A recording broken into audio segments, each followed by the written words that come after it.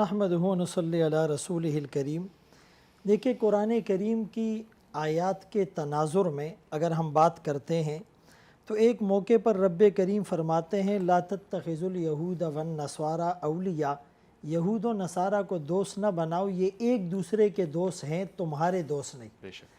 دوسرے موقع پر فرمائے لا تتخذوا عدوی وعدوکم اولیاء، بے شک۔ میرے اور اپنے دشمنوں کو اپنا دوست نہ بناؤ، سورہ ممتحنہ 28واں پارہ۔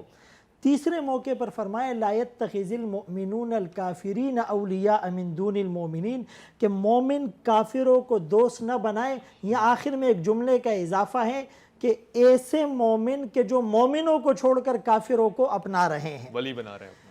اب دیکھیں، یہود و نصارہ کے ساتھ جو تعلق ہے، فقہا نے قرآن کریم سے استدلالات کیے ہیں۔ صحیح۔ ایک ہے موالات، ایک ہے مدارات، ایک ہے مواسات اور ایک ہے معاملات۔ اس کو کیٹیگرائز کیا ہے اور کرائیٹیریا بنایا ہے، چار کیٹیگریز ہیں کہ صرف مدارات آنا جانا وہ سب کے ساتھ ہو سکتا ہے، مواسات ایثار اور ہمدردی وہ کافروں کے ساتھ کرنے میں انسان زیادہ اجر کا مستحق بن جاتا ہے، معاملات بھی ان سے کیے جا سکتے ہیں، لیکن موالات جس کو قلبی محبت کہا گیا ہے کہ ان کے جو قلوب تمہاری طرف اتنے مائل ہو جائے کہ تم مسلمانوں سے ہی طرز تغافل برت لو، تو یہ بالکل جائز اور مناسب نہیں ہے۔ صحیح۔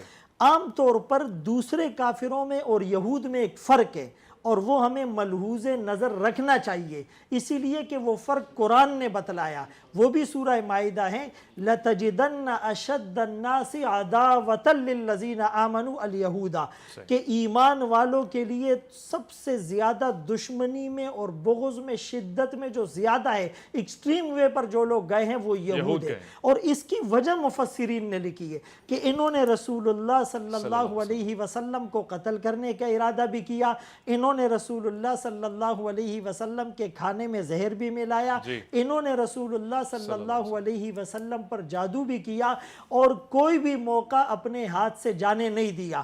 انہی یہود کو مغضوب علیہ کہا گیا، یعنی مغضوب علیہم ولا الضالین، تو مغضوب سے مراد یہود اور ضالین سے مراد نصارہ۔ مغضوب جس پر غضب ہوتا ہے، ان کو مغضوب کیوں کہا؟ یعنی الفاظ مترادفہ کے طور پر تو یہود و نصارہ دونوں مغضوب بھی ہیں، ضالین بھی، لیکن اسپیسیفک یہود کو مغضوب کیوں کہا؟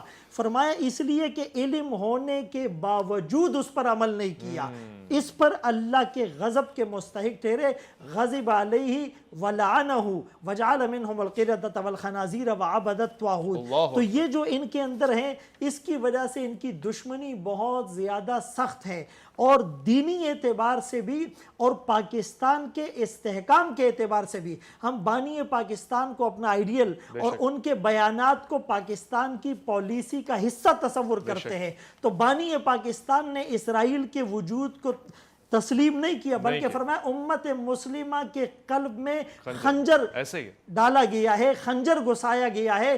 یہ ایک ناجائز ریاست ہے جسے پاکستان کبھی تسلیم نہیں کرے گا۔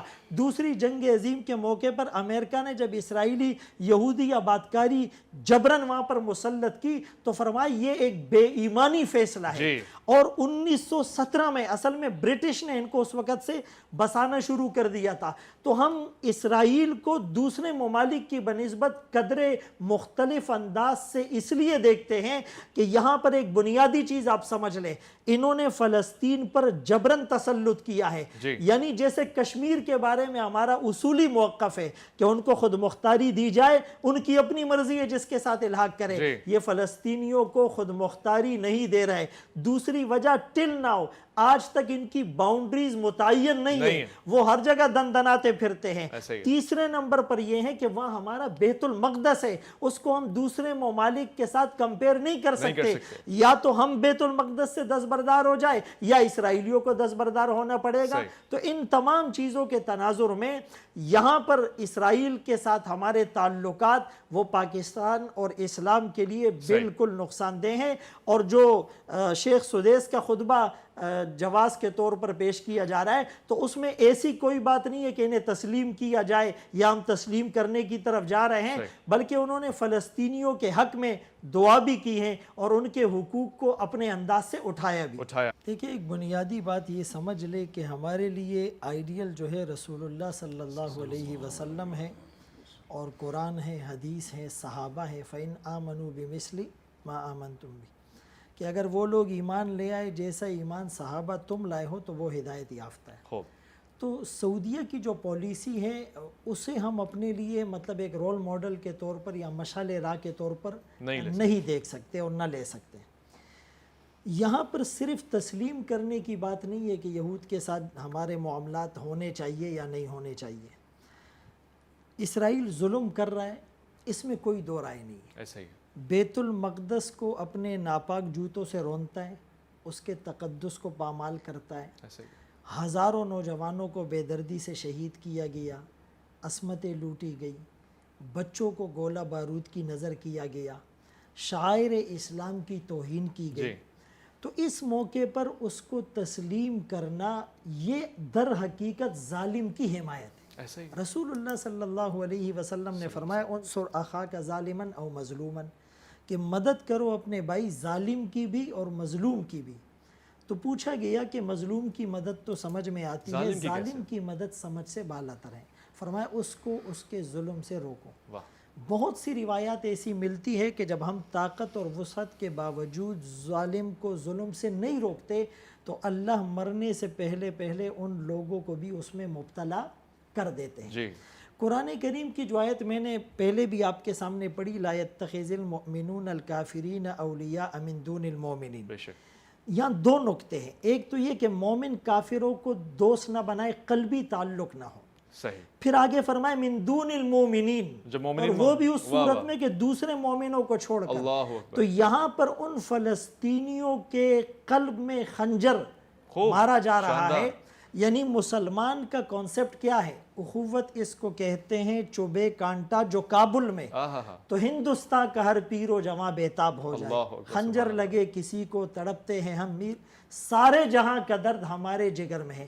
تو المسلم کجسد واحد کا کانسیپٹ کہاں چلا گیا؟ تمام فقہاء اس بات پر متفق ہے کہ اگر ایک مسلمان عورت کے ساتھ ظلم ہو رہا ہے، اس کی چادر عصمت کو تار تار کیا جا رہا ہے اور وہ مشرق میں ہے اور مشرق کے مسلمان اس کی داد رسی پر قادر نہیں ہے، تو مغرب کے مسلمانوں پر بھی اس کی مدد فرض ہو جاتی ہے۔ اسی بنیاد پر تو سرحدات اور باؤنڈریز ایک موقع پر بالکل معدوم اور مفقود نظر آتی ہے۔ تو ہم اس بنیاد کو سامنے رکھیں۔ پھر آگے کیا فرمایا؟ آگے فرمایا کہ وَمَن يَفْعَلْ ذَلِكَ، جو ایسا کرے گا یعنی ان کی امیدوں پر پانی پھیرے گا، فَلَيْسَ مِنَ اللَّهِ فِي شَيْءٍ، اللہ کی طرف سے وہ کسی دین پر نہیں ہے۔ ہاں ایک صورت میں إِلَّا أَن تَتَّقُوا مِنْهُمْ تُقَىٰ، یہ جو نقطہ علماء بیٹھے ہوئے ہیں، مفسرین نے لکھا ہے کہ آپ کو ڈر لگ رہا ہے، آپ کی کوئی ظاہری مجبوری ہے، تو آپ ظاہراً تو ان کے ساتھ دشمنی کا رویہ نہ اپنائیں لیکن باطن سے دوست بھی نہ بنائیں۔ اور یہ رسول اللہ صلی اللہ علیہ وسلم سے ثابت ہے۔